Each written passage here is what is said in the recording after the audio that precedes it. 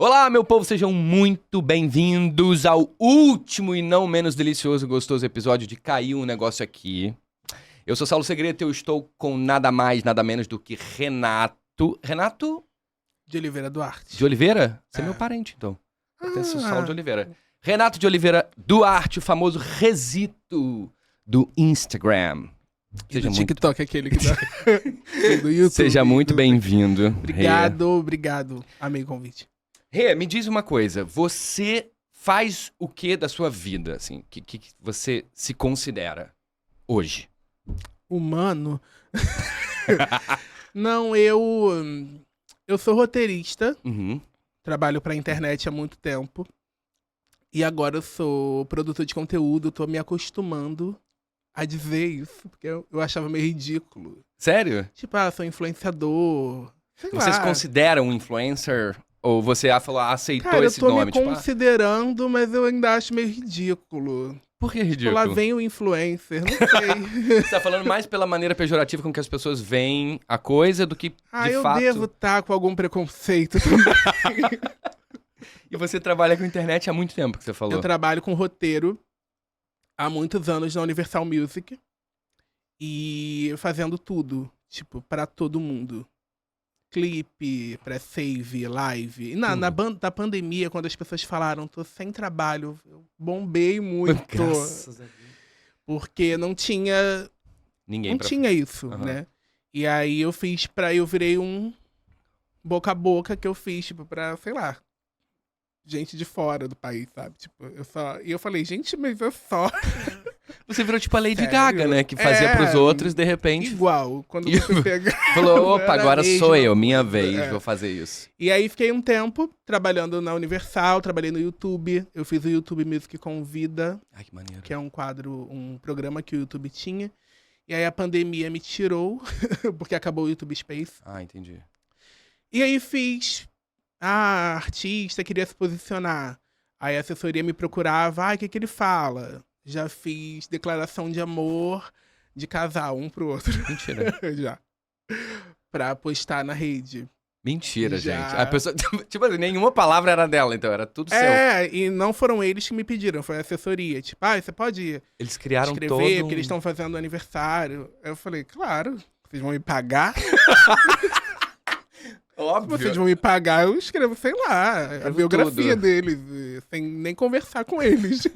Sei nem quem é.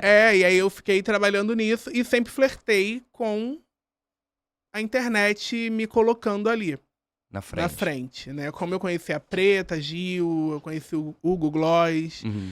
eles meio que me davam uma visibilidade, as pessoas vinham pra mim meio que por eles. Sempre é terceirizado. Aí eu um acabei pouquinho. participando do Viber do Gloss. O que é isso? É uma coisa que não vingou, uma rede Entendi. social, mas era um grupo. Não tinha muito sentido. Era um aplicativo que você entrava num grupo, mas você não podia mandar mensagem. Tipo assim, entrava eu e você, a gente ficava conversando por mensagem de texto. Entendi. Um WhatsApp. No particular, É um grupo de WhatsApp que era você não podia... exposto. Entendi. E aí as pessoas assistiam. Então era eu, Gloss, Léo Dias. Tinha um monte de gente. E aí depois, no final, tinha uma galera... Eles botavam um artista e a gente entrevistava. Tipo, teve Entendi. uma vez que o Léo Dias falou com a Bárbara Evans. Foi bem na época que a Bárbara Evans entrou na Fazenda, Sim. eu acho. E aí acusaram dela não pagar o tratamento pra Monique Evans. E aí... aí botaram a Bárbara Evans no grupo pra a gente entrevistar. Entendi. E aí o Léo Dias Mas não era uma fez- sabatina, não, né? Vocês Não, era um papinho, assim, Entendi. mas aí o Léo Dias mandou, tipo, você não paga o tratamento. O Léo Dias estava ali pra isso, né, gente? E eu ficava assim, meu Deus, eu fiquei com pena dela. Aí eu fui e botei assim, em off, eu falei, gente, eu não quero mais isso. Eu quero participar Que disso. vergonha, que isso? E aí era isso.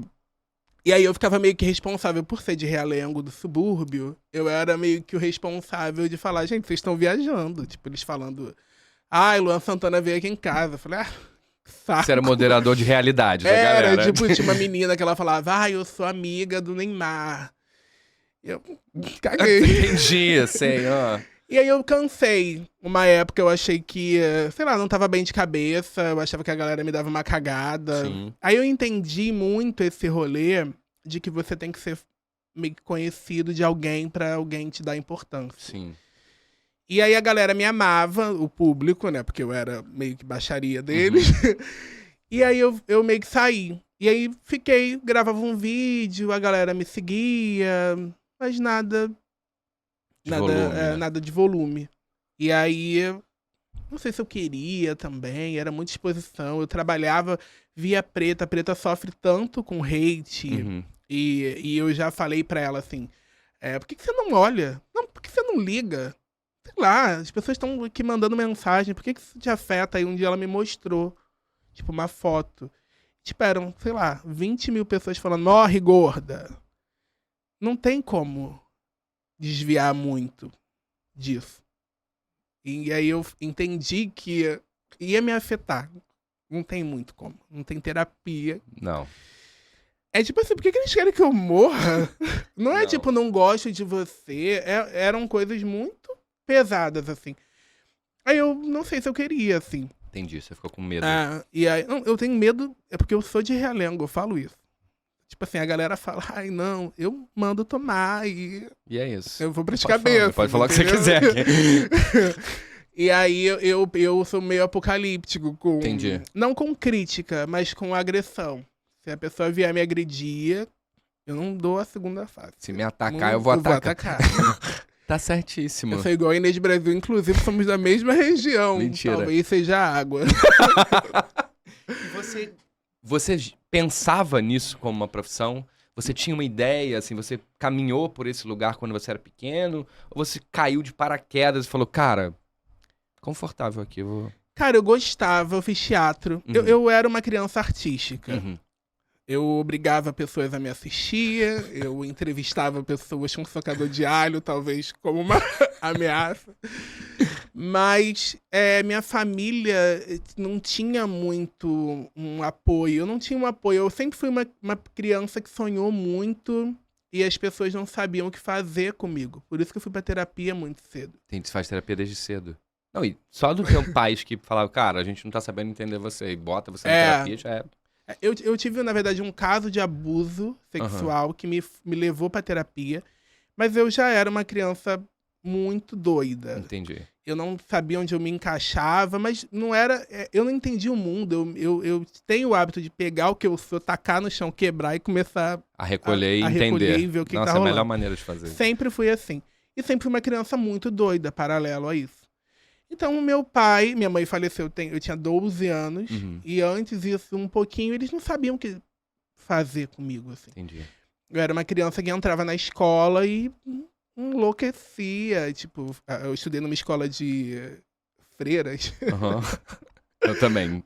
Eu contei isso recentemente no Story. E eu não era obrigado a assistir aula de religião, minha família não é cristã. Uhum. Nós somos messiânicos, que é uma religião japonesa. Eu sou preto, cresci numa religião japonesa. Muito bom. O Brasil é muito maravilhoso, cara. Que eu amo, mas não frequento mais.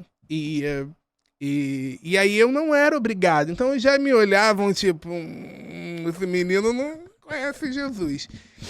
E eu olhava meio, tipo assim, eu achava mó viagem, como eu acho hoje em dia. Aí eu cresci e falei, eu tava certo. Loucura. Graças a Deus.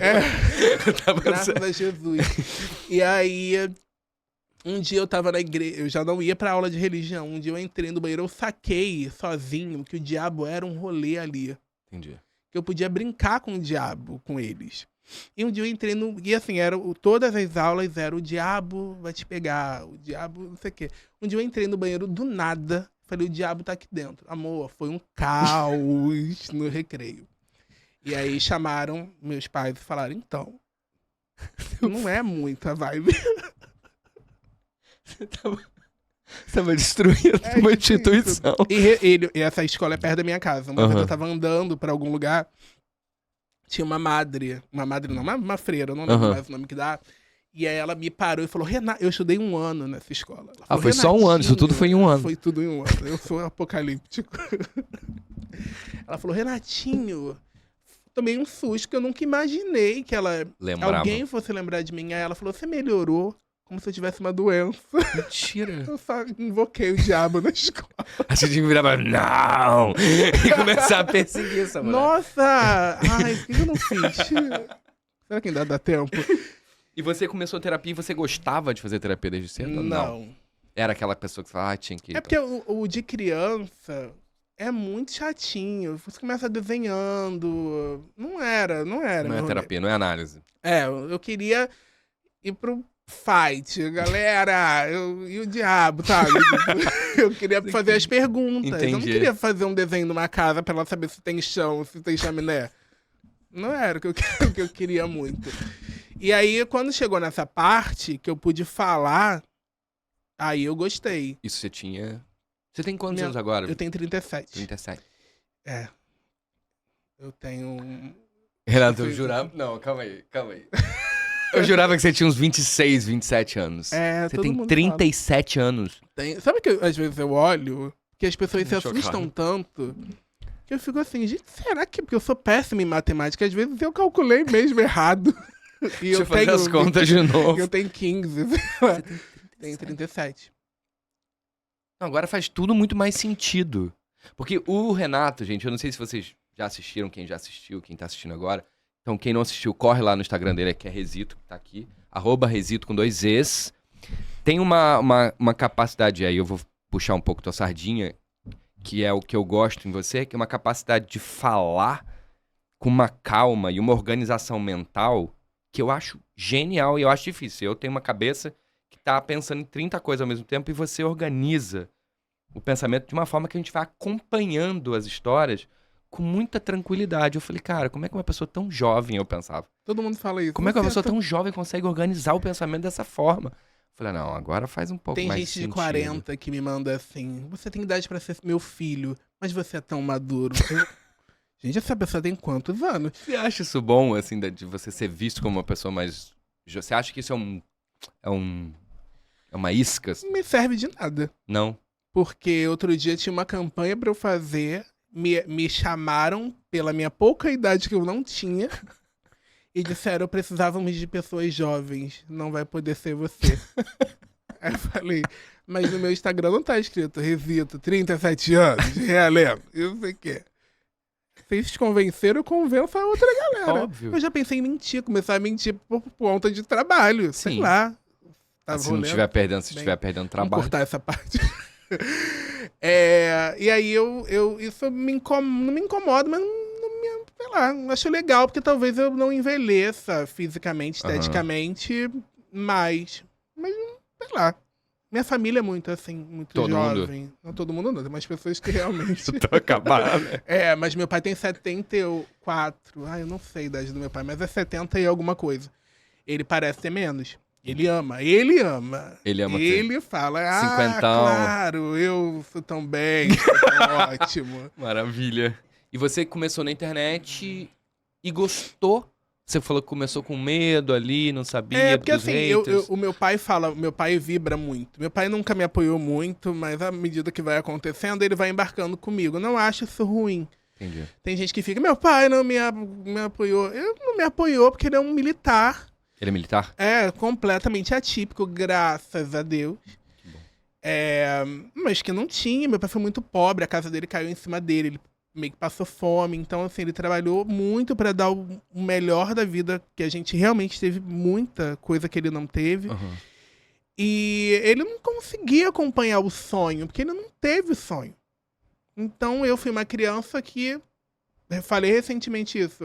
Quando falam que a Xuxa tem essa questão problemática das paquitas, eu bebi muito do lance do sonho, de acreditar. Foi ali que eu consegui me manter com sonho, porque meu pai falava, tá maluco? Eu achava que eu e a Xuxa, ó, aqui, ó, a gente tinha casa de praia no mesmo lugar. Ela era do subúrbio e eu também. É tudo a mesma coisa. Fazia todo sentido. Cadê minha nave? E aí, ele meio que não me acompanhava muito. Então, agora que ele... Aí eu era artístico, fui fazer teatro uma época, porque eu era muito doido, muito estrela. De repente, eu fiquei muito tímido. Meu pai, mas depois que minha mãe morreu, meu pai ficou com medo de ser algum trauma. Entendi. Me botou no teatro pra isso, eu amei, de repente eu falei, não quero mais. Quando a coisa começou aí, eu fui fazer peça, eu odiava ensaiar, eu gostava de aplauso. E é um processo. Sim. E eu falei, não E saber quero. discernir isso é muito difícil também. É? Ah, muito. Você saber se você tá ali para os aplausos ou porque você gosta do processo, leva um tempo até você entender exatamente por que você tá fazendo aquilo. Eu queria o aplauso. Você queria os aplausos. Eu gostava de fazer, mas o ensaio é muito... E todo dia, repetir. Nem era todo dia, porque como eu era criança, eu tinha umas brechas. Eu fiz uma peça, Os Dálmatas. Sei lá, não gostei. E eu sou assim, eu não gostei, eu falo, agora eu tô bem melhor. Mas antigamente eu era bem assim, não quero, acabou, galera, tchau. Ia sair saindo. Só que meu pai falou, aqui não, tem uma responsabilidade, é tipo um trabalho. Então eu arquei com o BO que eu tinha arrumado pra mim, depois eu falei, tá bom, mas agora eu não quero mais. E quando você foi fazer faculdade, você escolheu algo parecido perto? Fiz comunicação. Que é a faculdade dos artistas depois eu fiz na Tom Jobim, no Barra Shopping, amor. Era o 30 Paquitas, do José Loreto, Thaís Araújo. Era tipo uma malhação, uma grande malhação.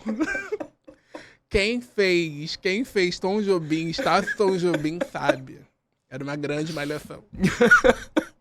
E você gostou da faculdade? Ou você... Eu amei. Eu falei, cara, é isso. Sou do Rádio TV, eu quero trabalhar na Globo e tudo. Aí eu já tinha abandonado o sonho de aparecer. Queria trabalhar na televisão. Como? Não sei. E tudo na minha cabeça dizia, tá, vai ser fácil, continua. A Thaís Araújo tá aqui. E o José Loreto... Vai dar certo pra você também. Óbvio. Eu e a Xuxa, agora eu e Thaís Araújo, José Loreto. Minhas referências super... Foram variando. Eu fazendo terapia, isso tudo. E eu completamente sem noção de nada. E aí, fiz rádio TV, saí, não trabalhei em lugar nenhum. Aí fui fazer trabalho carente. Fui ensinar crianças que tinham dificuldade de aprendizado, nada também. Da onde você tirou isso? Alguém falou assim, tem essa ONG. Eu vou. E aí fui muito bem sucedido nisso, ensinando crianças que têm dificuldade de aprendizado a ler. E você não era remunerado? Não. E era perto da minha casa, eu ficava lá e eu... Amava. Usava o funk, e as crianças aprendiam. Não, eu não fazia play, as crianças, e agora um livro. Mas as crianças que não reconheciam letras, reconheciam e tudo. Falei, eu vou fazer letras. Porque eu sempre gostei de escrever letras. Tá tudo certo. Até que esse pensamento eu tava até acompanhando mesmo, sabe? E em paralelo a isso, a terapia. A terapia nunca saí. Sempre fiz. E aí, quando eu entrei em letras, minha tia, que já tá falecida, falou assim, Renato, tem nada a ver contigo, tá doido. Você tem que brilhar, fazer as coisas. Eu falei, tá. Diga-me como. Da minha nave. E aí eu falei, vou fazer, porque meu pai falava que eu não tinha uma profissão de segurança. Sim. Eu falei, eu viro professor. Aí eu fui não só fazer letras, fui fazer, pra ser professor de português e literatura. Aí eu odiei, o primeiro período, eu odiei. Horrível. Meu pai falou, se eu vou pagar, tu vai até o final. Mentira. E você já tava odiando no início? Já eu entrei, odiei as pessoas, eu odiei tudo. Tudo. Não tem nada que eu... Não, tem uma amiga nesse... Você leva eu da odiava as faculdade de pessoas, eu ficava letras, uma olhando amiga. pra elas, assim, ó, tipo... Mas qual é a galera de letras? Uma galera que, não sei, não vai ao bar. Entendi, É você muito gosta difícil de sair pra da aula mim. e beber alguma coisa. E tinha um bar em frente. Aí eu pensava, como é que essas pessoas não estão vendo? Elas vão aonde? Vamos fazer depois daqui. Loucas. E aí eu fiz letras. E aí quando eu entrei em letras, para ter uma profissão reserva, para ter segurança, o audiovisual começou a rolar. Assim, ó. Do Não nada? assim. Então, aí tem uma parte religiosa minha. Você é De messiânico. fé, sou messiânico, e a gente acredita muito em antepassado, que você tem que cuidar dos seus antepassados, que eles estando bem no plano espiritual, você tá bem aqui. Na gratidão, é uma coisa que me ajudou a vida inteira, assim. Essa noção de gratidão. Deu uma topada com o pé na mesa, agradece, porque pelo menos você tem pé. É ridículo? É um pouco ridículo, e as pessoas levam pra positividade tóxica. Mas quando você pratica isso muito tempo, você vira uma pessoa grata. E passa a não ser tão ridículo. Assim, passa a não reclamar tanto. Então... E aí um dia meu pai falou assim, vai na igreja dedicar. Dedicar é arrumar alguma coisa pra fazer. Não tava trabalhando, só tinha essa ONG. Falei, ai pai, fica dentro da igreja, dá um tempo. Aí fui um dia, assim. Falei, tá, tava voltando do shopping. Fui um dia na igreja. Aí falei, tá precisando de alguém pra ler o culto? Me dá, que eu leio. Aí li, falei, tá, 6 horas da noite. Dá pra ir andando da minha casa. Li e falei, todo dia tal, acho que era toda quarta-feira, venho aqui ler. Tá bom, vai aceitar? Aceitei. Quando eu cheguei em casa, tinha uma mensagem no Facebook que eu nunca abro, de um amigo meu que estudou comigo no Rádio TV, falando, eu tô com um programa que vai estrear no Multishow, um piloto pro Multishow, de sexo, e a gente tá precisando de um roteiro. Eu lembro que na época, a minha faculdade foi de produção. Você gostava de escrever, você não quer escrever? Aí eu falei, tá, posso escrever, eu tenho que fazer teste. Ele, não, eu só vim aqui e é seu. Aí eu automaticamente falei, meu Deus do céu, aquele dia, você meu linkou. Deus, eu vou ler tudo agora naquela igreja. Eu posso ser o pastor. Eu entrei numa paranoia, assim, tipo, sim. Eu ia pra igreja todo dia. Sério? Agora eu vou ficar rico, obsessivo. Entendi. E aí eu destrambelei, assim. Mas aí as coisas começaram. Foi um começo bem trash, que eu não gosto de falar, porque envolve outras pessoas. Tudo bem. Mas eu fiz clipes, eu escrevia na minha cabeça, quando chegava na hora, tipo, não era o que dava pra fazer, enfim. E aí eu entendia trabalhar isso também. E aí onde é que eu tava? Eu não sei mais. Tá falando Você tava falando da faculdade que o cara mandou tá. Aí quando eu entrei na faculdade de letras, aí começou a rolar. Aí meu pai falou, não vai sair não, lindão. E aí você teve que terminar mesmo trabalhando. 4 anos. Eu tava no primeiro período. Você não gostou de nada? Assim? Tinha umas aulas de pedagogia que eu entendi melhor algumas coisas da educação do Brasil. Mas assim, de letras, que eu falei, vai me ajudar a escrever. Gente, não. Eu não sou uma pessoa que sabe regras. Como usa vírgula, não sei até hoje. Trabalhei a vida inteira escrevendo, nunca errei uma vírgula. Mas não sei te explicar é natural a prática disso. Você lê muito? Eu leio muito, sempre li muito. Meu pai sempre me estimulou a ler muito. Seu pai leu muito? Não. Meu pai me apresentou muita coisa que ele não tinha. Então eu fui muito a teatro, eu fui muito a show, Xuxa, Angélica Chiquitita. Mas porque ele achava que era melhor pra você? Porque ele não teve. Porque ele não teve. E aí eu gostava. Então ele falou, bom, se ele gosta, vou incentivar. Se eu gostasse na minha infância, não iam me levar. Então ele vai ter isso, vai ter presente de Natal e tudo. O que me fez uma criança, hoje em dia eu tenho uma noção, que eu fui uma criança preta que não teve a vida que a maioria das crianças pretas tem. Então eu tive acesso à educação particular, meu pai é militar, então saúde particular, lazer, viagem de férias. E eu sempre falo, quando as pessoas me perguntam, você sofreu preconceito na infância? Não lembro. Porque eu era criança preta, que tinha mais dinheiro que os meus amigos brancos. Entendi. Então o que eu vejo é que eles não tinham o que falar de mim. Que eu era escroto no nível que você não tem dinheiro. Eu era escroto a esse nível. Você se percebeu diferente rápido ou não? Quando que você entendeu que você era uma pessoa preta diferente das pessoas pretas na maioria? Muito tarde. É. Porque minha família materna é branca. E eu fui criado muito com eles. Branco Copacabana. Entendi. E aí, meio que... o que a Thaís Araújo tá fazendo essa neguinha? Eu ouvia isso. Mentira. Eu ouvia isso. Eu tenho primos pretos, retintos.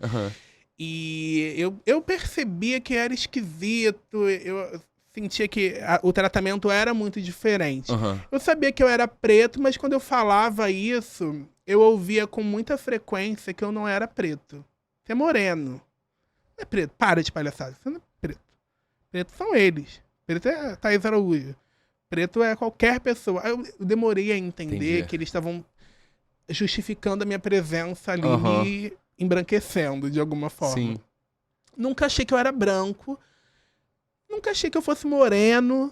Mas eu falei, mas que merda eu sou. Então eu não pensei nisso. Não passou pela sua cabeça. Eu fiquei sendo eu e falando que não ligava. E teve algum momento assim que esse choque veio ou foi naturalmente olhando as pessoas, porque esse discurso tá crescendo pra caralho tem um tempinho já, né?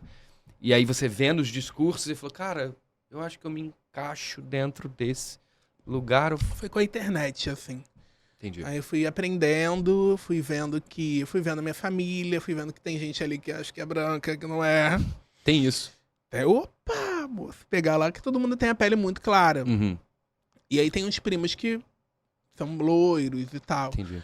Mas a origem da família é preta. E aí meu avô é preto, minha avó era uma mulher preta de pele clara. Uhum. Então a gente tinha essas coisas. O meu cabelo, ele não é tão crespo. Então eles iam usando isso, que eu, sei lá, eu não também quero que eles morram. Eu entendo que era uma pressão que eles também sofriam de tentar se embranquecer também. E achar que isso era a melhor coisa que existia no mundo. Mas isso realmente me prejudicou muito na vida. Porque eu demorei a entender que eu era preto e eu tinha medo de macumba. Não sabia que nada disso era meu, não sabia que nada disso era fazer parte do meu universo. E você tentou correr atrás depois ou não? Você tentou Tentei. catar um cavaco? Ele falou, não, tô atrasado, eu preciso... Tentei pra alguma... Tem coisa que antes tarde do que nunca, mas tá tarde. Entendi. E aí depois também, agora eu tô num momento... Ai, que saco também. Ah, não precisa de nada, deixa. o criado mudo. Aí outro dia descobriram que o criado mudo... Foi o criado mudo? Não é uma palavra racista nada. Aí eu fico assim, e o quê? Eu às vezes fico pensando... Me corrija se eu estiver errado. Que as pessoas começam a achar motivos para se implicar do que realmente percebeu que incomoda de fato. Tipo assim, olha, tem coisas que incomodam. Tipo, macaco, neguinho, lelé. Isso tudo, porra, a gente vive... Eu vejo até hoje, tem tias minhas parentes que falam... Não pode chamar o cara de crioulo. Eu falo assim, você entende de onde vem a palavra? Você se pergunta por que você fala isso? Mas tem coisas que é tipo... Criado mudo. Teve uma outra que eu não lembro qual que era, que eu fiquei assim... Mas alguém realmente se incomoda quando alguém fala? Denegrir, tem mais palavras. Denegrir, assim. Denegrir virou uma questão. Tem um vocabulário racista, né? Tem acho que é o pequeno manual antirracista da Djamila Ribeiro, que tem umas palavras, que eu acho bacana. Tem gente que se dedica a estudar essas coisas, então... Massa, é o trabalho dela, ver quais são as palavras. Eu acho ótimo, acho útil, mas eu tenho um pouco de preguiça às vezes. Entendi. De ter que... igual o LGBTQIAPN+, assim, tava fazendo um monte de trabalho. Toda hora eu falava, esqueci o N. Aí a pessoa esqueceu o N. Eu falei, ai meu Deus, eu esqueci o N. O mais não tava no N. E aí eu fico trabalhando em mim. Tipo, que saco, mas é útil. Que saco, mas você vê a diferença quando isso... Você vê isso sendo uma coisa realmente útil? Ou é mais um respeito e dedicação à integridade dos grupos no discurso, na narrativa? Não vejo na prática. Acho que dá uma preguiçona. Em todo mundo. Em todo mundo. Mas eu acho que as pessoas têm o direito de se sentir incluídas e fazer sentido pra elas, né? E aí também eu fico pensando que eu acho um saco porque foi me imposto também essa preguiça. Entendi. Que eu ainda tô com muito resquício da heteronormatividade, da branquitude. Gente, é muito difícil. Próxima encarnação eu venho pedra, um gato, não sei. Eu falo a mesma coisa. Não sei nem que gato é bom. Vê que gato, você pega uma sapatão, te pega. Eu quero ser um gato e um sapatão. Você é tratado que nem rei. Meu amor. Meu filho. A minha próxima vida eu venho de sapatão, que eu amo sapatão. Sapatão é tipo um ideal da minha vida. Sou puto com Deus por não ter vindo sapatão. Nossa, faz bom churrasco, te defende, ama e casa e resolve coisa. Quando você vê, tá tudo pronto. E aí, se você for um gato de uma sapatão, você não tem trabalho nenhum. E a melhor casa, super arrumada. Melhor casa, todo mundo animado. Melhor comida. Música e planta. Eu amo, assim. Esse é um rolê que eu penso. Mas em relação a Todas essas pautas eu fico sempre com uma preguiça, com vergonha de estar com preguiça. Uhum. Aí eu tento correr atrás, aí eu falo, não vou correr porque eu vou ficar com preguiça. Entendi. Fica com preguiça de ter preguiça, você começa a ver a Acho que é uma camada de grande preguiça. mas eu acho que estão andando. Essa galera que é militante, que enche o saco de muita gente, Uhum. a gente não teria andado sem eles. Assim, Sim, com na certeza. história. Então o que eu tento fazer é não atrapalhá-los. Eu posso não esquecer o N Entendi. e falar denegrir às vezes. E aí outro dia uma menina falou, denegrir não. Eu falei, não. Denegrir não. Entendi. Eu não falei. Eu tava conversando com alguém sobre isso, acho que foi com o Jeff, se eu não me engano. E a gente tava falando sobre isso, justamente sobre essa que às vezes, o que eu mais me preocupo, mas isso é do ser humano, a gente não tem como fugir, é que o discurso militante, ele às vezes acaba virando uma arma na mão de ignorantes de hype. Eu tenho amigas que às vezes, amigas não, colegas, que às vezes eu vejo usando o discurso da militância, mas eu tenho certeza que elas não têm ideia do que elas estão falando, só gira no hype ali em torno. Eu falo, cara, o quanto isso é pernicioso perto do que realmente temos que falar e bababá, bebê. E aí eu fico nesse dilema sempre, assim, o quanto o hype às vezes é importante pra massificar o movimento, pra trazer pautas importantes pra gente discutir sobre, mas o quanto isso às vezes vira uma moda. Só uma moda para servir pra alguma coisa, ou pra dizer que você é interessante, ou pra você... Enfim, tava vendo alguém reclamar disso, sobre depressão hoje, inclusive. Que os artistas... Tem uma preguiça de depressão. Que os artistas estão usando depressão pra poder vender, pra poder aparecer. Eles agora têm usam a depressão. saúde mental. Como eu fiz terapia há muito tempo, Aham. então essas palavras todas não são estranhas, elas não são novidades pra mim. Ansiedade, sempre tive ansiedade. Já tive pânico. Ai, calma aí. Tira a lista. Porque eu acredito que é nosso. Então, tipo assim, eu tive episódios de depressão, mas eu não tenho diagnósticos de depressão. Uhum. As pessoas às vezes são melancólicas, estão um pouco tristes, e elas se eu acredito que a maioria nunca foi diagnosticada com nada. Entendi. Nem com ansiedade, mesmo tendo ansiedade. Não sabem que pé tá. E eu acho que é uma moda esquisita de que você tem que ter uma doença mental. Uma doença mental. Não tem nada. Que você tem que estar mentalmente muito abalado. E você só... Minha mãe morreu. Ai, tô com depressão. Sua mãe morreu, amor. Você tá triste. E vai demorar um tempo, tem um luto. Aham. Aí você... o luto ela não quer saber, porque é uma coisa importante. Ela quer saber da depressão. Entendi. Eu acho tudo... E aí eu tenho preguiça... Esse lado do artista, eu tenho uma preguiçona. Entendi. Porque eu sou de falar, amor, não tá. Eu te dou o diagnóstico.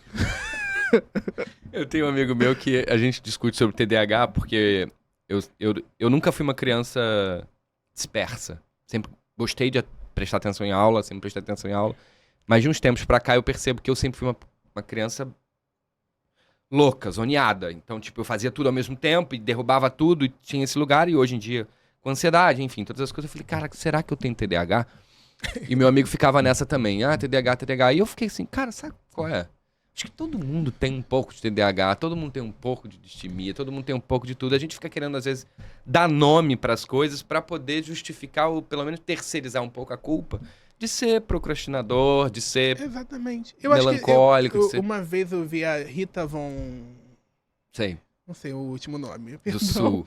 Esqueci Rita o Von N. Dutch. Dust, eu acho. Que eu acho ela genial. Ele genial e ela genial. Sim.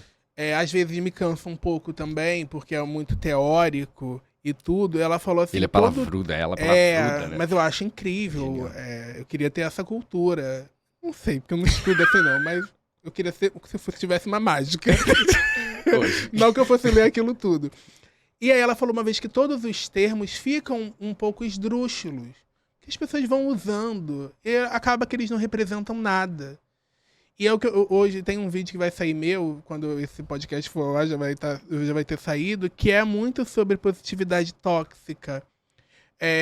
Não é positividade. Precisa botar o tóxica. Então, os termos, vai se criando um termo pra tudo, simplesmente não precisa. Entendi. A masculinidade tóxica, ela não é tóxica, ela não é masculinidade, aquilo não é masculinidade. Então, as pessoas vão querendo nomear tudo e tentando entender o que sente. E no final não é nada, ninguém tá falando sobre nada, ninguém tá com nada, e me cansando terrivelmente. O mundo me cansa muito. Você tem muita preguiça do mundo. Eu tenho. Uma das coisas da terapia foi eu olhava as pessoas e falava, não é possível. Eu criança, falava, não é possível. Mas por quê? O que você via? Você falava, é muita agitação pra nada. Tipo assim, relacionamento é uma coisa que é muito difícil pra mim. Porque tem um modelo que eu ficava olhando e falava, isso não faz sentido, tem que casar e vai pra igreja. A igreja já não fazia muito sentido pra mim. E aí, sabe, certos comportamentos já na infância, aquele namorico, eu falava, gente namora cedo demais. E aí quando meu pai tem, na minha cabeça ele tinha 100 anos, quando eu era criança. Aí a gente ainda vai estar namorando, sabe? Tipo, a gente ainda vai estar gastando tempo namorando e com ciúme, porque a menininha da 5ª série pegou... Isso me dava um... Você já era um velho, então, tipo, você já era um espírito idoso. Eu não acho que eu era velho, eu acho que eu era inquieto. Porque não era uma questão de, tipo assim... Isso não faz sentido. Entendi. Era mais de não fazer sentido. Mas você ter essa maturidade tão cedo é um pouco... Mas não era maturidade, né? Cara, você olhar uma besteira que nem criança, que nem a gente olha hoje pra 2 adolescentes brigando por causa de ciúme, porque ele deu uma curtida na foto da menina bonita e você fala, querido, gasta tempo com isso não. Pô, isso já é uma maturidade, velho. Você olhar e falar, porra, isso já é besteira, isso já é um tipo assim, não preciso disso, é coisa adulto. Eu não me ver como maduro, porque eu era muito imaturo em muitas coisas. Eu acho que eu era inquieto com as coisas insaciável. do mundo. Eu ficava muito assim, tipo... não sei dizer, mas eu levava coisas pra terapia que ela ficava olhando pra minha cara, tipo... Quem tá aqui? Cala a boca. Vai ser criança. Vai brincar. O que vocês estão falando pra essa criança em casa, galera? E você tinha com quem trocar isso? Não, na terapia. E aí teve uma época que eu me achava um merda, porque eu não tinha amigo. Eu tinha que compartilhar isso na terapia. Porque, e aí você começava a se sentir sozinho. E falar, ai, por que o universo a gente tá sozinho? E os meus amigos... O que você tá falando, cara? Vai beber pau na coxa. E mistura esse vinho com vomitar. Leite moça, cala a boca. E eu, tipo, eu queria pintava meu quarto inteiro. Tudo fazia sentido pra mim, assim. Eu era muito...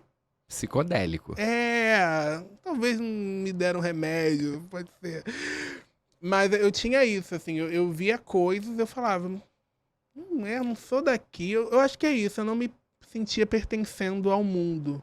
Entendi. E aí eu fico com essa preguiça, que eu já trabalhei, hoje em dia eu tô bem melhor. E você acha você acha que agora você entendeu o quê? Nada. Eu acho que agora eu tô focado em mim. Entendi. Eu virei uma pessoa um pouco egoísta.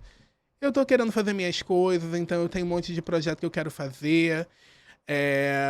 Mas e aí fulana, beijo, não sei o que, não importa, ver a Virgínia, amor, ai Virgínia, eu te amo. A gente esteve num bloco em Salvador, agora eu fui convidado pro bloco da Dolce & Gabbana, ela tava, um amor de pessoa, caguei pra Virgínia, e pro Zé Felipe e pro Leonardo, entendeu? Então eu acho que eu não tô olhando tanto o mundo, mas aí tem hora que chega junho, chega novembro, que as pessoas falam mês da consciência, mês do orgulho. Aí eu tenho que olhar e falo, gente, deixa quieto, não quero falar sobre essas coisas. Mas, cara, a melhor maneira de falar ou de trabalhar com isso, que é o que você faz, né, de criar roteiros, enfim, é você tá fora mesmo, você olhar quase como antropólogo pra esse objeto, eu acho que é por isso essa que meus matéria-prima. Tem dado certo. Porque eu olho e falo assim, cara, isso aqui me ajudou, tipo, ciúme. Eu já fui muito ciumento, possessivo, bizarro. Aí eu entendi na terapia que era comigo, que eu tava inseguro, não sei o quê. Então hoje eu tenho uma outra relação com ciúme. Então eu quero falar como é que eu caminhei, o que eu penso. Porque eu acho que não é igual as pessoas pensam. Aí eu conto episódios meus de sacada. De insights. Que aí eu acho que eu tô fora, mas aí eu leio os comentários, às vezes dá vontade de deletar tudo, falar, não quero mais dividir nada com vocês, Por simples quê? mortais. Porque às vezes você fala, tipo, sei lá, ciúme é uma coisa boba. Aí alguém vem e tira aquilo do contexto e que quer me dar um conselho. Eu sou um pouco arrogante. Fica, ela quer me dar um conselho. Ela pensando você isso. pra falar assim comigo? Eu tenho um pouco isso. Eu olho assim, aí eu respiro e volto pra terapia. Ela fala, Renato, respeito. Respeito a É que opinião ela te fala né? Terapia 1. E é muito isso, assim, tipo, eu divido, mas eu ainda tô trabalhando a resposta Entendi. disso. Porque às vezes outro dia eu fiz um vídeo também sobre xenofobia. Eu falei, cara, eu sou uma pessoa que... Eu tava em Salvador, que é o lugar que eu mais amo no mundo. As pessoas falam, qual é o seu grande amor? Vai ser Salvador. Tem qualquer pretensão de encontrar alguém que me supere Salvador. Não quero. E aí, a mulher foi muito racista comigo no shopping. Eu entrei numa loja, eu tava morando meio que lá. Fui numa loja de casa, ela sinalizou que eu entrei pra vendedora. E a vendedora bem soteropolitana, não! Esse menino vem aqui sempre.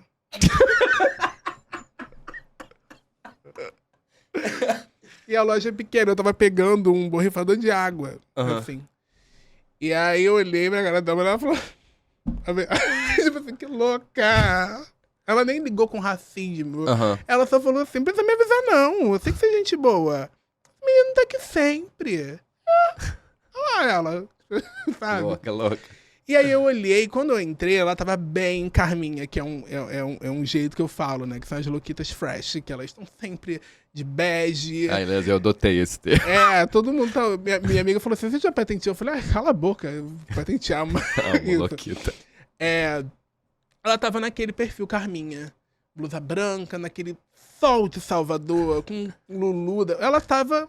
Eu olhei, eu falei, gente, aqui... Não tem o menor sentido essa mulher tá num shopping em frente à praia desse jeito. E eu pensei assim, cara, coisa de Paraíba.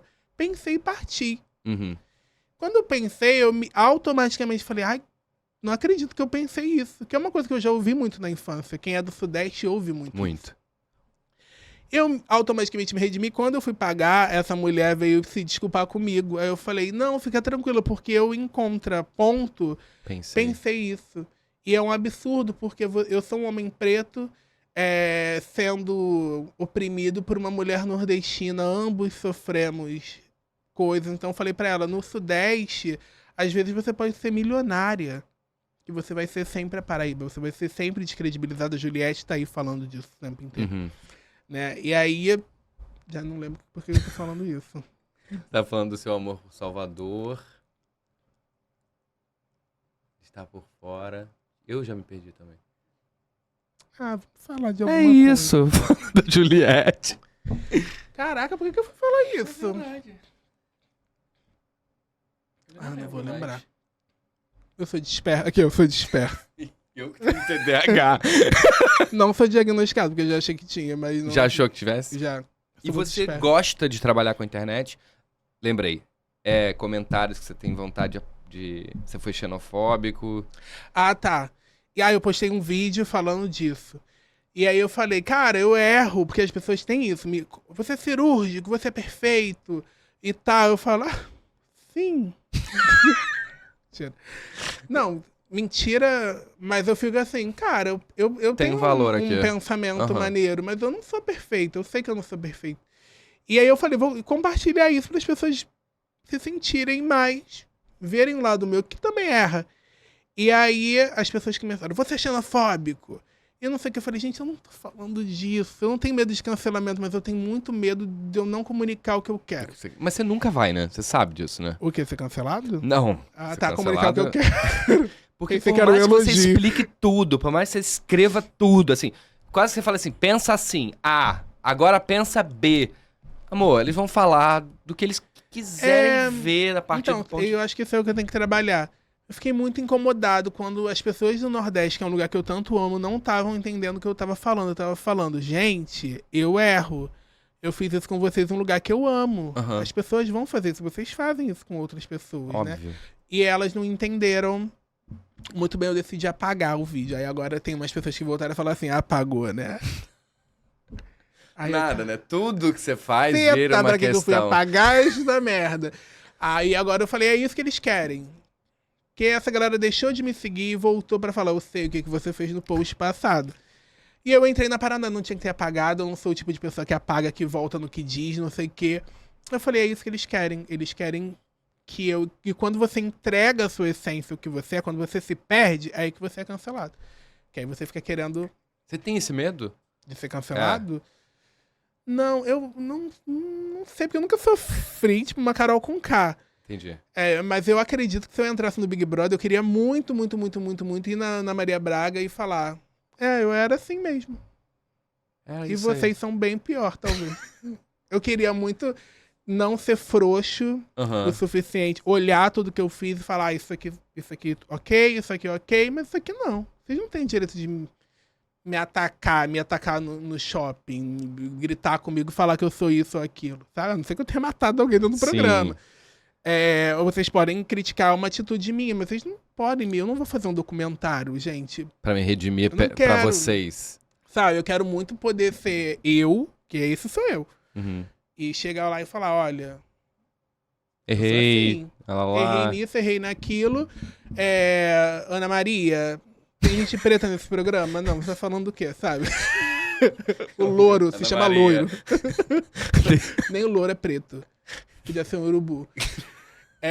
Então, sabe, tipo, eu vejo, assim, tipo, às vezes os artistas comentando, falando de alguém, eu fico pensando, eu ia sair e rebater todo mundo. E você, gata, a sua equipe é tão inclusiva, o que você faz? Eu acho que eu ia sair mais Causando doido do mais que eu do que lá dentro. E talvez sem fechar um contratinho. Mas eu queria ter essa... Eu chamo isso de não ser frouxo com você. Se eu acho que eu tô certo, eu não quero ceder por opinião pública. Mas você não entra numa noia? A minha maior noia, talvez, hoje em dia, seja um pouco essa. Tipo, eu tenho um movimento que é LGBT. que é LGBT, que é imagem. Não, que é honesto, que é franco, que é impulsivo, que é livre. Mas depois que eu tenho um movimento, eu fico assim, tá, mas se eu tiver errado, aí joga para público.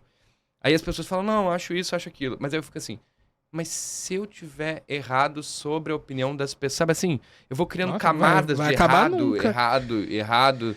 Será que eu tô vendo por um lado que eu fico assim, caralho, para, gay.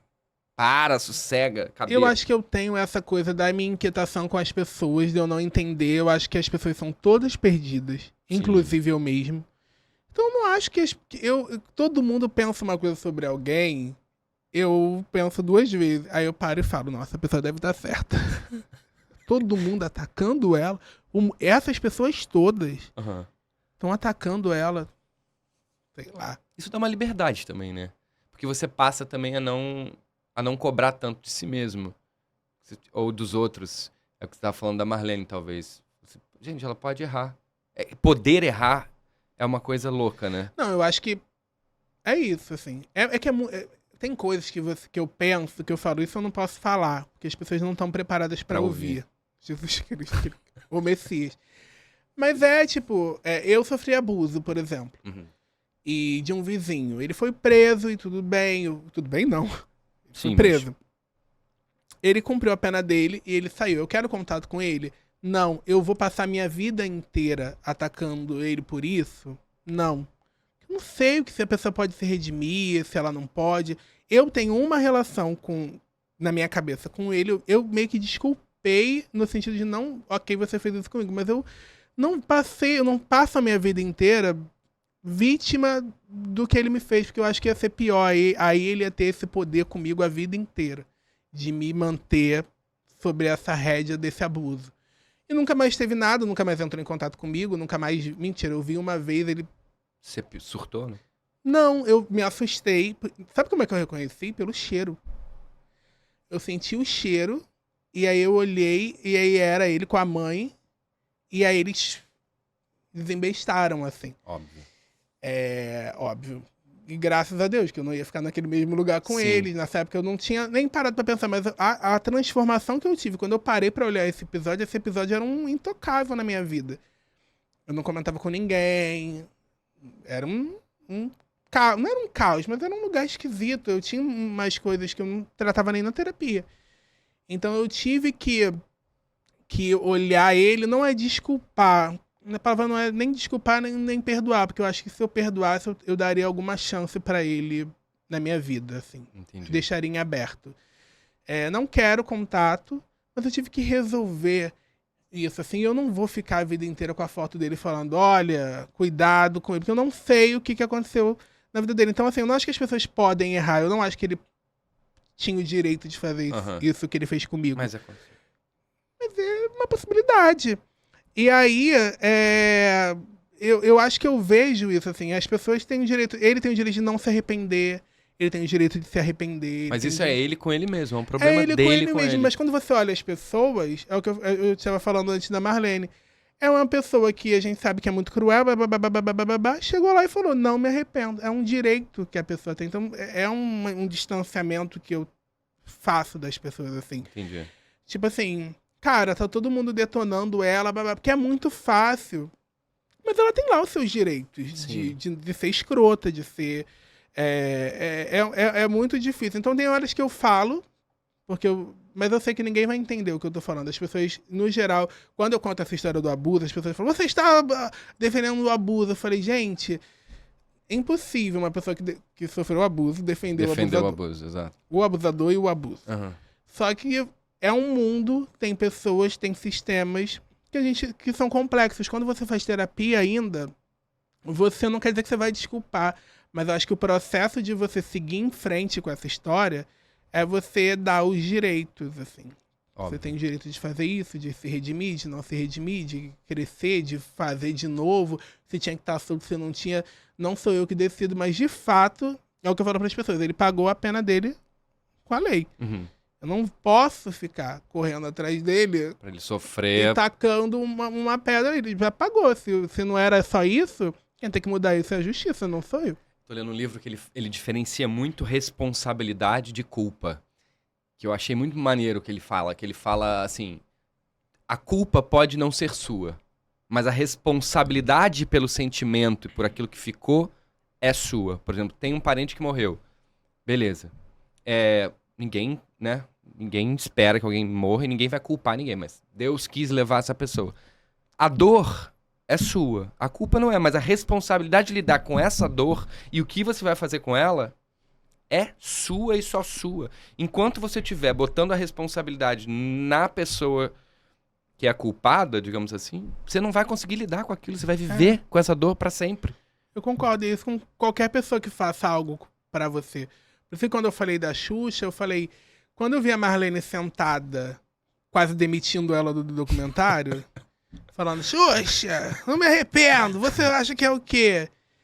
Ela tem um poder ali, entendeu? Porque essa desculpa, esse arrependimento não foi dado. Então, numa cabeça caótica, ela tem um poder ali. Entendi. Que a Xuxa pode botar o mundo inteiro contra ela. As desculpas dela, ela não tem, porque quem dá é ela. Ninguém obriga ela a dar essa desculpa. Então, simplesmente ia falar assim, a Marlene participou da minha vida, ponto. Próximo capítulo da minha biografia. Porque eu acho que é isso, tipo, ela fica sempre a Marlene é a culpada, a Marlene é a culpada, a Marlene é a culpada. E a Marlene gosta de ser a culpada. Entendeu? Então é isso, você pega as pessoas que fizeram mal na vida, elas têm a responsabilidade, mas... Quer dizer, elas têm a culpa, né? Mas a responsabilidade de trabalhar aquilo ali, pra botar aquilo ali num lugar pra sua vida seguir... A terapia em dia. Exato. E o que eu penso é que as pessoas têm ainda... E aí eu penso até numa evolução social nesse sentido que vem a partir da terapia, que é tipo... A gente ainda tem uma mentalidade que é antiga de ver o pecador ou o sofrer... Apagar. Tipo assim, eu quero ver a pessoa sofrer pelo que ela fez. Isso é uma mentalidade antiga. As pessoas não querem resolver. As pessoas não querem fazer as pessoas entenderem o problema e mudarem. Porque a gente vai errar. Porra, a gente erra a vida inteira. A gente faz um monte de merda. A gente nem sabe o que as nossas atitudes influenciaram na vida do outro. Porque alguma coisa pra você é muito grave, ou que você acha que você não fez nada demais, e a pessoa carrega uma mágoa. Pra sempre. Outro dia eu falei sobre mágoa, as pessoas também vieram em cima de mim. Não, por que a mágoa destrói? Eu falei, gente, a mágoa... Eu tenho mágoa de algumas pessoas. Não quer dizer que eu fico remoendo, não virei uma pessoa ressentida. Um dia eu cheguei na minha terapia e falei, eu guardo mágoa. Aí ela que... Bem-vindo Falei, ao eu guardo. clube. Aí eu falei, não vou falar aqui que eu não guardo mago, eu guardo. Ela falou, gente... Eu falei, nada, sabe? Tipo, nem começou. E aí eu falei, é isso, assim, as pessoas... Eu acho que tem tudo uma... eu acho que essa é a preguiça que eu tenho, de ser tudo muito maniqueísta, de o bem, o mal. Então a pessoa que é má, ela É má pra sofre, sempre, né? e chibata nela. E aí, tipo, as pessoas... Eu acho que todas as relações têm um monte de camadas, e eu percebo isso nas minhas relações. Quando eu falo, eu tenho amigos, eu morro de preguiça de alguns dos meus amigos. Eles me demandam muito. Uhum. Mas no final do dia, tem um amigo meu que chega e me liga e fala assim, você já chegou em casa? Tá onde? Se você estiver na rua, eu tô na Barra, eu te levo em casa. Ele não tá nem aonde eu tô. Mas essa mesma pessoa, esses dias, a mãe do amigo nosso morreu, ficou meses no hospital. Aí ela fez um post, não sei o quê. Aí ele botou assim, querido, a força é admirável. Ela vai sair dessa. Eu liguei pra ele e falei, você é idiota? Não. Sem ver se a mãe dele morreu. Aí ele, eu não li. Eu falei, você é muito idiota. Então é uma pessoa que me demanda muitas coisas. Eu tenho 2 amigos que eu falei, se vocês me demandam muito, eu gostaria muito que vocês parassem. Deixar de existir um pouquinho aqui Mas só pra poder... em outras camadas, nossa relação é muito boa, de companheirismo. A gente se conheceu no trabalho. Então, de companheirismo, mas tem hora, o outro falou, a menina, você é pai hoje. Falei, do Hoje? nada? Hoje do A Nenda. menina falou que eu engravidei ela, não sei o que. Eu falei, ele, eu não sei nem como é que eu vou fazer, né, Resita? Falei, DNA? Aí, mas como é que eu chego no hospital com um médico? Eu falei, não, taca 2 pedras. Sou pai, não sou pai. Eu fico assim, que merda é essa que passa na sua cabeça? São pessoas que eu... Demanda toda. Mas tem todas as nuances, todas as relações têm nuances. Você falar que uma pessoa é boa e a outra é má, eu acho que deve ter gente que é 80% ruim. Você acha? Você acredita Não, o nisso? Bolsonaro. Eu tava... Mas eu não acho que o Lula seja 50% bom, não, tá? Não Não acho, não. Não acho que nenhum político seja, porque eu acho como, que, inclusive, gente, é um jogo... no jogo não tem como tem ser. como. Mas, vem que eu acho ele mais burro do que ruim. Enfim, Não vai sobrar ninguém no final desse podcast. Mas é tipo isso, assim, as pessoas querem algum culpado e... Malhar o Judas. E eu acho que se você entender que você vai ser o culpado, você sofre menos e não é cancelado, talvez. Você entender que você não é o culpado. Tá todo mundo dizendo que você é. Mas você não é, porque você tá tudo bem. Aham. E todo mundo é bem cagado no mundo. Sim. Senão o mundo ia estar bem, né? E aí, eu acho que é isso, se você entender que você não é culpado, que você talvez fez o melhor que você pôde, mas também entender que talvez, igual você falou agora há pouco, tipo, acho que eu tô certo, mas posso estar errado, tá todo mundo falando. Então você tem que ter uma loucurinha, assim, dentro da sua Mínima. cabeça. O diabinho e o anjinho, conversando contigo. Eu tava vendo um comentário de uma moça que deixou... Gente, eu tô falando sobre nada, né? Tipo, um grande Mas as sem pessoas fim. entram aqui e vão nesse labirinto, mas eu acho Doutora ótimo, eu acho Aline, genial. sem terapia essa semana. E a mulher tava falando que eu tava num vídeo, acho que do Léo, falando assim, de uma congressista ou de uma civil que tava no Congresso americano, falando que a gente massacra os pretos, os gays, os judeus, bababá, e a gente continua fazendo, e ela tava assim, não cai nesse discurso dessa galera, e não sei o que, seu ingênuo. Mas no final ela falou assim, porque eu adoro você é maravilhoso.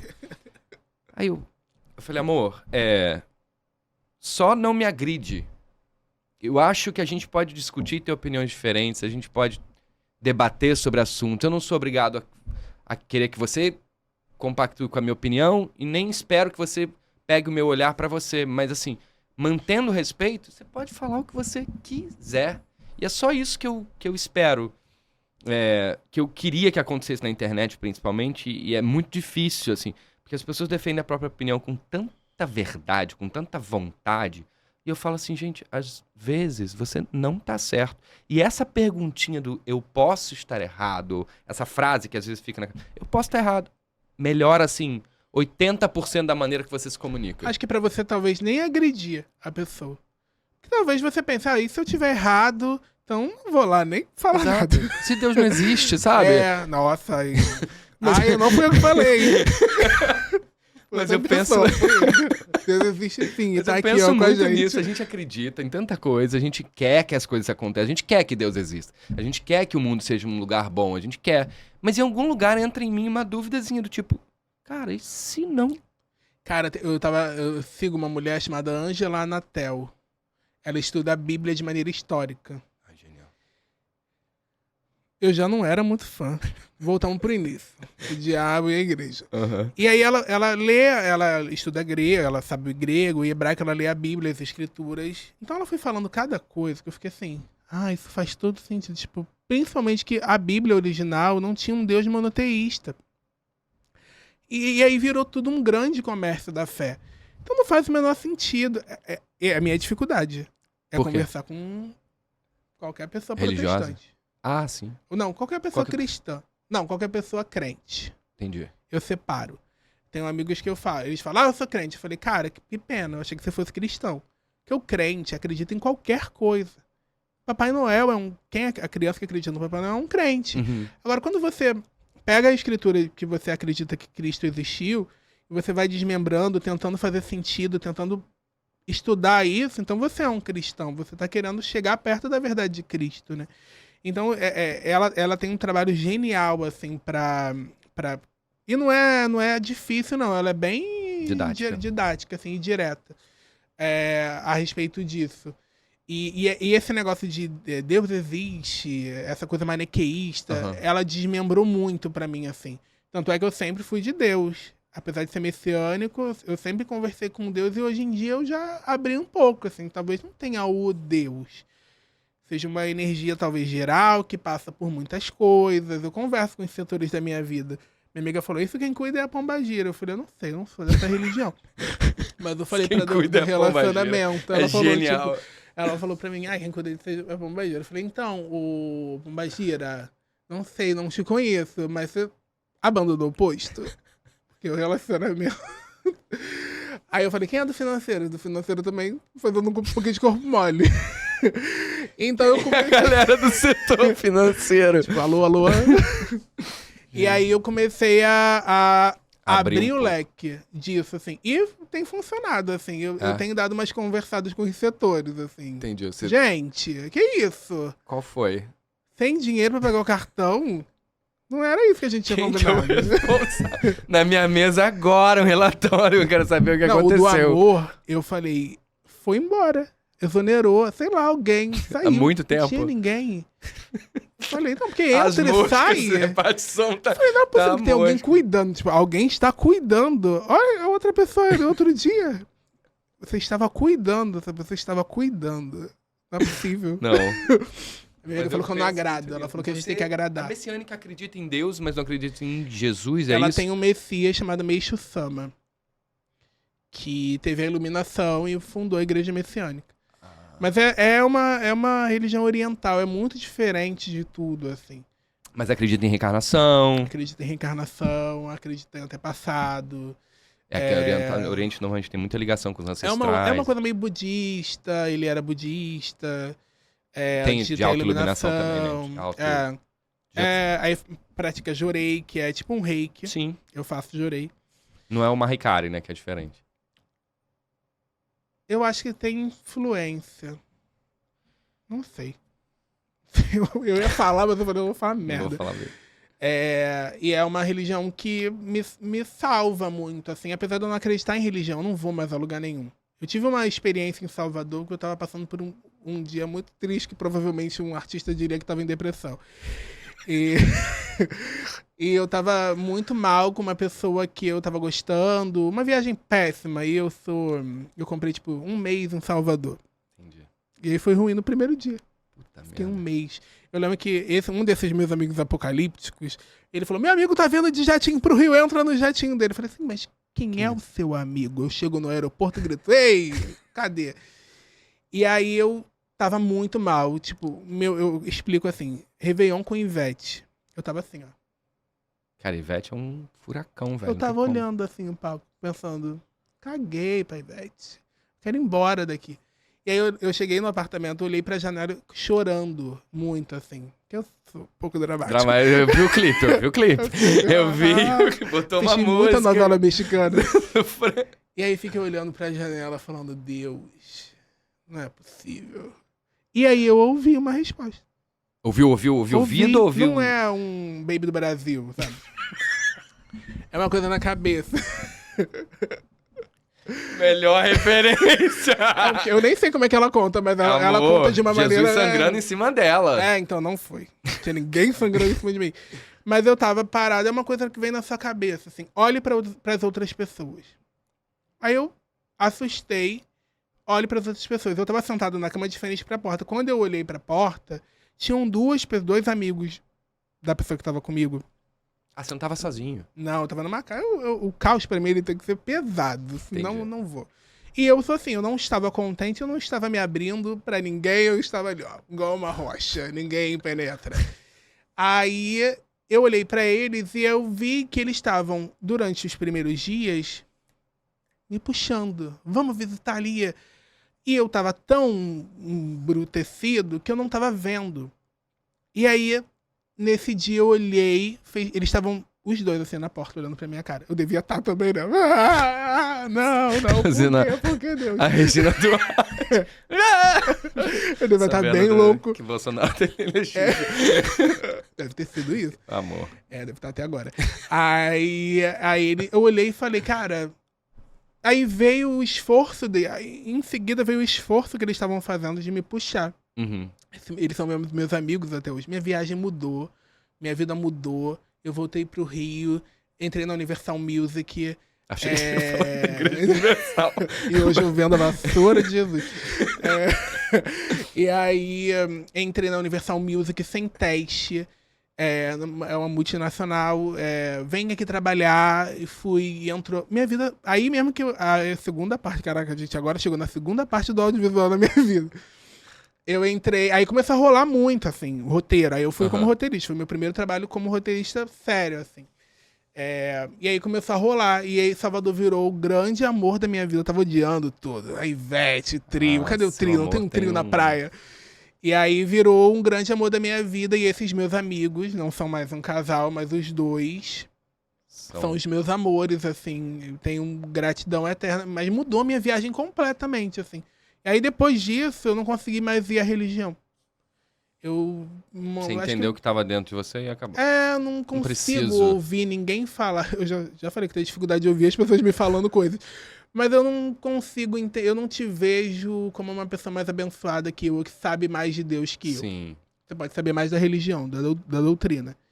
Mas você não vai falar, Deus quer... Está ali. Na tua cara, sabe? Tipo, exato. É difícil pra mim. É porque é uma relação muito subjetiva e muito particular. Eu muito Deus. íntima. Eu gosto muito da pastora, porque ela, na direita que ela fala que Deus fala com ela. Só com ela que fala. Eu fico assim, tipo, que Deus falou que é certo, que é errado. Eu fico, isso é tão perigoso, gente. Porque aí... Eu amo, sabe quem? A que vai no inferno e vê um monte de gente. É ela. Ela. A pastora Nadir. Eu queria muito um dia perguntar pra ela por que ele ela te faz levou pra excursões outro lugar. homéricas pro inferno. Ela só vai pro inferno. Porque eu ia ficar puto se Deus me tira daqui e me leva pro inferno. Não, amor. Ou me leva pra Disney, pra Paris. Pro sétimo paraíso, pro sétimo me leva plano. Pro Sesc, mas não me leva pro inferno. Eu vou anotar isso no meu quarto. Me leva pro Sesc, mas não me leva pro inferno. Eu amo Sesc, tá? Eu vou muito. Mas tipo, né? E você descobriu a internet assim. E aí um dia eu acordei na minha pegada, eu e Baby do Brasil. Eu queria fazer alguma coisa, tava cansado de escrever pras pessoas. Não sei, você escreve também, né? Uhum. É um pouco um saco quando as pessoas começam a se bate e volta. Ai, muda essa vírgula. Você não sabe usar vírgula. Como é que você quer que eu mude a vírgula? E aí eu fui me incomodando. A Universal é uma casa maravilhosa. Que me deu toda a liberdade. Todo mundo que eu trabalhei me deu muita liberdade, mas eu tava ficando um pouco chato de 10 coisas sobre mim, sabe? Eu tava ficando meio de saco cheio e tava querendo fazer pra mim. Falei, cara, eu acho que eu posso, eu acho que eu aguento. Eu tive uma experiência com a Combo, que foi um mês da consciência negra, que eles fizeram um podcast interno pra uma empresa. E aí o Claudinho, que eu falo... Tem gente na minha vida que fala assim, Rezito, vai, Rezito. E eu ficava, não, gente, chama outra pessoa que me bota pra frente, assim, das câmeras. Claudinho Macedo é um. Falou, eu quero que o Rezito faça também. Falei, eu não vou apresentar. Eu posso ficar lá comentando. Tá bom. Então foi uma dessas experiências que eu falei, Aí eu não vou falar isso não. Se regulando. Se regulando. Não vou falar não. Imagina. Uma hora eu te conto. Tá bom. Uma hora vai sair no meu documentário. E aí eu gostei. Falei, legal, mas eu não quero fazer. Aí eu ensaiei várias coisas. Eu tinha o Fala Reze, que era um podcast no Spotify, que era só áudio. Falei, não tem que gravar nem nada, não dá trabalho. Aí cansei. Falei, não. Chega. Tá, é aquilo que a gente falou, assim, os projetos, quando você não é a Virgínia, ou a Boca Rosa, ou a Xuxa, ou sei lá quem, demora muito a ir. Uhum. E aí você dá uma frustrada quando não vai, e você fala, cara, eu tenho tanta coisa legal pra falar, e as pessoas não querem ouvir. querem ouvir. Quem quer ouvir o que eu tenho pra dizer? Aí, em vez de eu pensar assim, pra você não falar, eu penso, não, eu vou falar, uma hora vão me ouvir. E você tem essa necessidade que as pessoas ouçam, muita gente ouça, ou que poucas pessoas ouçam e gostem? Eu tenho uma necessidade que muita gente ouça, porque eu acho que eu vou mudar o mundo. Mentira. Não é totalmente mentira. Eu tenho uma necessidade que muita gente ouça, mas eu também não confio Em todo mundo. em todo mundo. Na multidão. Na multidão. Eu não acho que eu acho que a multidão é burra. Uhum. Então, eu amo a Fernanda Young, ela falava muito assim, eu tenho um público que não é gigante, mas ele me abastece. Porra. Então, eu acho que eu tô trabalhando Caminhando pra isso. Mas ainda é muito esquisito você ter, sei lá, 100 mil seguidores e ter 100 views no projeto. É foda. Então, eu ia fazendo, aí vinha 3 pessoas. Eu amei. Eu falava, que bom, mas não vou fazer pra você não, só. Tá? E aí depois eu comecei a insistir. Eu falei, não. Então eu toquei essa pessoa, eu tinha que tocar só ela. Eu fui tendo uma consciência disso, assim, quando eu falava muito de espiritualidade. Uhum. O pessoal falava, o que você falou mudou minha vida. Isso foi me dando uma segurança. Então eu precisava falar com essa pessoa. Então, acho que eu tô no caminho certo. Aí um dia, na época de eleição, eu acordei do nada. Do Neida. Tava no Uber, passou uma questão no Uber. Eu nem lembro mais que vídeo era esse, sabe? Eu gravo tanto vídeo. A pessoa fala assim, aquele vídeo. Esse é ótimo. E aí eu contei. Fiquei com isso na cabeça. Acordei, contei com uma luz horrorosa da janela. Gravei. Buf. Explodiu. Aí depois veio da Loquita Fresh, desse caso de racismo. Aí veio artistas. Foi o primeiro vídeo que eu vi seu. Acho que muita gente, ou se não todo mundo. Genial aquilo. Todo mundo acaba passando por esse vídeo que entra no meu perfil. Tá lá fixado, galera. E aí eu vi a internet como uma possibilidade. E aí te deu prazer, aí te deu um gostinho do que... Aí eu voltei, eu na infância, que tinha com o meu socador de alho, entrevistando pessoas. Aí eu voltei a ter acesso, que eu falei até na terapia isso, eu falei, eu anulei isso. A internet me deu poder de novo de saber que eu posso estar na frente das câmeras. Nunca tive questão com o corpo, tem gente que, eu vou emagrecer pra começar a fazer. Não, nunca tive essa questão. Mas, de fato, esses vídeos falaram, então eu posso. Então tem gente que gosta, além das 3, que eu mudava a vida, fazia meio que pra elas mesmas. Eu cheguei a fazer vídeo que dava... podcast dava 5 pessoas ouvindo, mas as pessoas vinham tanto, eu amo, você mudou minha vida. Eu falei, cara, eu tenho que me abastecer disso, isso é um alimento importante pra minha vida. Uhum. E acho que é uma utilidade minha e não me custava nada fazer isso, como não me custa fazer os vídeos. E aí eu falei, gosto e eu tenho mais coisa pra fazer. E aí meu pai falou, volta pro teatro. Jesus, você meta-se na sua vida. Volta você pro teatro. Volta pro teatro, porque ele agora linka a visibilidade, a galera linka a visibilidade, porque eu faço ator. eu já fiz muito dublagem, e eu acho que eu sou um bom ator de comédia. Entendi. E eu quero fazer, mas eu quero estudar, eu não quero... Não, se me oferecer um negócio agora eu faço. Mas eu não quero ser uma pessoa que se aproveita só da oportunidade sem me empenhar pra fazer aquilo direito. De fato. Tô falando de ninguém, não. Mas eu tô. Caraca, eu tô nem tanta gente. Eu tô igual no quadro do Raul de você tira o chapéu. Eu vou ter que botar as pessoas, eu tô só jogando fichas das pessoas assim, na edição. Eles vão me amar. E você agora tá... Então, tipo, você tá com essa intenção de ir mais, de ir além. Acho que a grande questão é parte. ter a intenção. Agora eu tenho a intenção de ser um criador de conteúdo. E aí, quando eu comecei a bombar e começaram os primeiros trabalhinhos, oportunidades, aí eu fui pra Salvador. Eu bombei e fui pro Carnaval de Salvador. Aí cheguei lá, eu enlouqueci.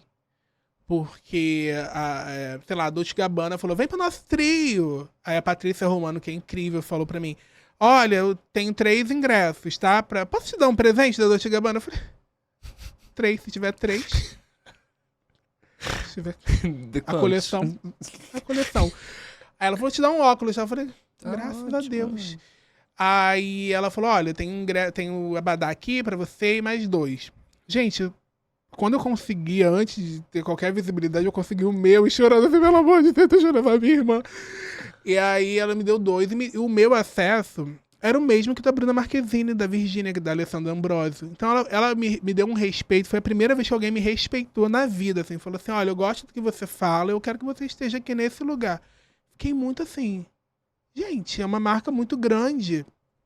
O que é isso? Aí depois o Camarote Expresso me chamou.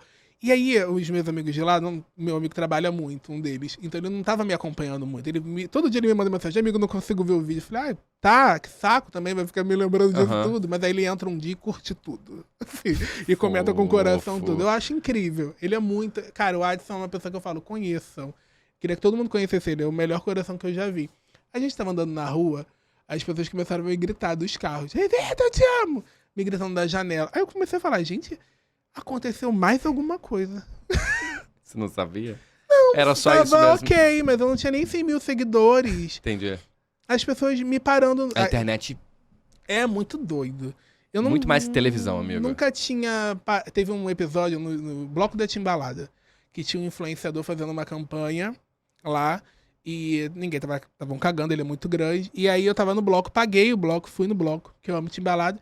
E aí eu tava lá, dançandinho e tal, aí vem uma pessoa de fora da corda, deixa eu tirar foto com ele. Aí o cordeiro deixou ele entrar, aí daqui a pouco as pessoas vieram pedir foto, tirar foto, aí vem uma mulher bebaça, assim, ó, bem soteropolitana. Amo. Sei quem tu é não, mas era pra tu tá lá, ó, ninguém nem tá olhando pra ele. Você tá aí, ó, não consegue nem se divertir tirando foto. Por que tu não tá lá? Vou lá falar. Eu falei, mentira. Pelo amor de Deus. E ela foi. Nunca mais vi essa mulher na Graças minha vida. A Deus. Imagina ela me arrastando. Aqui, bota ele também. Se tem ele, vai ter o outro. Olha o que ele causa. Eu falei, gente, ela é o meu Media Kit. Maravilhoso. Ela é, tipo, minha maior agência. Eu tinha que andar com ela. Eu tinha que ter anotado o número. Ela era minha Marlene. Vai fazer um documentário. Cala a boca! Tira esse homem daí, que agora quem vai entrar é ele. Ai, gênio. Aí eu fui vendo que tava grande. Aí as pessoas foram parando minha irmã no Rio, falando com meu pai. Aí meu pai já... O que tá acontecendo? Meu pai não entende muito a internet assim como a gente entende. Eu entendo agora, que eu acho que ninguém meio que entende. Não, até você sabe o que tá fazendo ainda. E aí virou... Aí agora tem agência. Gente, quando você ganha agência, é uma coisa, É um assim, respeito, tipo, né? elite, né? Fala, ai, Gisele. Caramba, finalmente uma agência me pegou como Gisele. E aí é uma agência grande, daquela Camila Loures, tem outras pessoas. E aí o Júnior foi super... E aí eu tenho... eu tenho uns episódios muito bons. Tipo, eu fui no Porchat, que também... Essa minha participação no Porchat foi muito... Foi maneira. Me deu uma visibilidade. Uma visibilidade, assim, mas antes de ficar famoso e tal. E a equipe dele falou assim, cara, você me deu mais trabalho do que a Suzana Vieira. Eles ficaram zoando, porque eu não recebi nada pra estar lá. E aí eles falaram, você tem que gravar um vídeo contando a história. Eu gravei, tipo, numa selfie, deitado.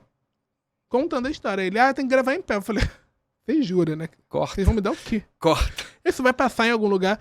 Não, a gente vai mostrar pra equipe. Eu falei, mostra esse, gente. E aí quando eu cheguei, ele falou assim, você vai gravar em pé ou deitado? Eu falei, tem lugar pra deitar? Aí ele ficou... pra minha cara. Eu sou meio abusadinha, assim, né? Mas é bom também, porque aí bota as pessoas num lugar do tipo, não vai me tratar que nem lixo, porque senão as pessoas também dão E eu já fui, gente, como roteirista e como assistente de produção, eu já tive em muito lugar que eu não podia falar nada, que eu achava melhor não falar. Tem que aceitar Eu não tudo. sou também não tem mais a palavra que eu ia falar. Mas eu não sou isso aqui, ó. Que sai atropelando Entendi. tudo. Um caminhão desgovernado. Sabe? Rumo a lugar nenhum. E aí, agora, não é que eu não fiz nada demais. Ele só queria uma facilidade muito por nada. Se você aparecer, eu gravava, levantava, fazia outra coisa. Uhum. E aí, na agência também, eu me senti seguro de negociar. Não, isso eu quero, isso eu não quero, não sei o quê. Ele já havia pensado, meu Deus, esse garoto... Mas eu falei, cara, são 3 anos, então... Eu tô tendo maturidade de me ver como empresário, porque você acaba sendo um pouco empresário. Sim mesmo, sim. E como criador de conteúdo. Eu tenho um caderninho com ideias, assim, quero fazer isso. É uma intenção agora de podcast também, essa que eu não quero fazer, eu quero fazer um outro tipo. Tudo meu, assim, eu quero fazer um podcast. Já falaram, por que você não faz? Faço, mas eu quero fazer um outro formato. Outro formato.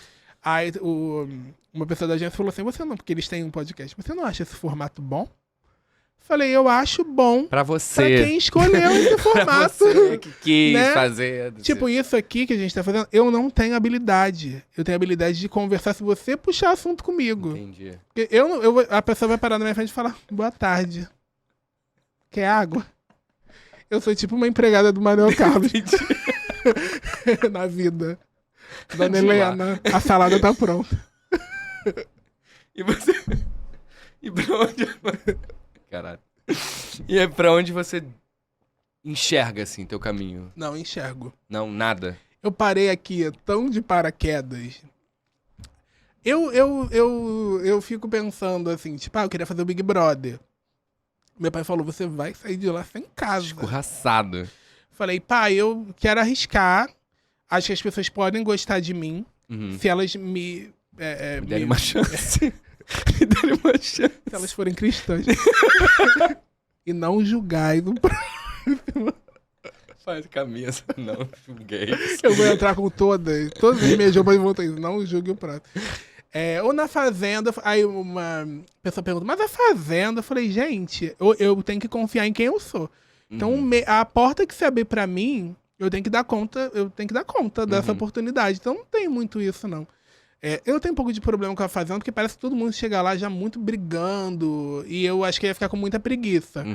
Eu ia falar, gente, dá uma semana. Vamos brincar com os bichos. Vai pra Salama. Sabe? E eu não sei, mas eu iria, assim, eu acho que ia ser muito bom um reality pra mim. Eu tenho isso na minha cabeça. Acho que isso é uma coisa que eu penso. Mas não tenho. Eu queria escrever livro. Eu queria... Sabe essas pessoas que... Tipo a Maísa, que escreve o livro? 15 dicas da Maísa. Não sei se vai ser assim. Mas 15 dicas de sobrevivências do Resito. Não sei se vai ser uma coisa assim. Mas quero escrever teatro. Isso é muito bom. Quando eu te segui, que eu vi que você fazia, eu falei... Cara, aí eu vou me aproximando pra ver mais ou menos como é que faz também. Não sei se eu quero fazer, eu atuo. Falaram pra mim, por que você não faz um stand-up? Sempre. Essas pessoas acham que todo mundo que tá na internet tem que fazer stand-up. Aí chega lá, ninguém vai. Olha, não, mas assim, stand-up, cara, é uma coisa que... É muito difícil aquilo. A gente vê a galera fazendo sucesso, mas tem muita gente, tem muito vídeo de gente começando que ninguém ri. Que é horrível. Eu tenho uns 10 amigos que fazem stand-up que são horríveis às vezes. Você fala assim, cara, você tem que ir treinando a piada, aí você vai colecionando piadas boas. Preguiça também. Cara, é um trabalhão, não é? Mas tem um pouco essa coisa, tipo, a Preta fez, a Fernanda fez, que é contando sua vida. Não vi. A Preta fez uma peça. Mas é um stand-upzinho, ela? Não, sim, qual a diferença? O stand-up sempre tem piada, né? É mais flexível. Não, acho que da Preta e da Fernanda era um monólogo, mas meio que contando a própria vida. É elas no palco contando a vida. Gosto mais. Eu não vou contar quem a galinha, não sei o que, eu não vou. Eu vou perder a paciência no meio, vou falar, gente, pode acabar. Tá bom. Acabo. É isso. É isso. Falamos Quer falar sobre mais alguma tudo. coisa? Quer dizer um pouco sobre você? Dar seu telefone de contato? Não, procurei a BD Agência. BD Mídia. Não sei o nome da minha agência. Eu Resita na internet como @Resita, vou colocar aqui depois.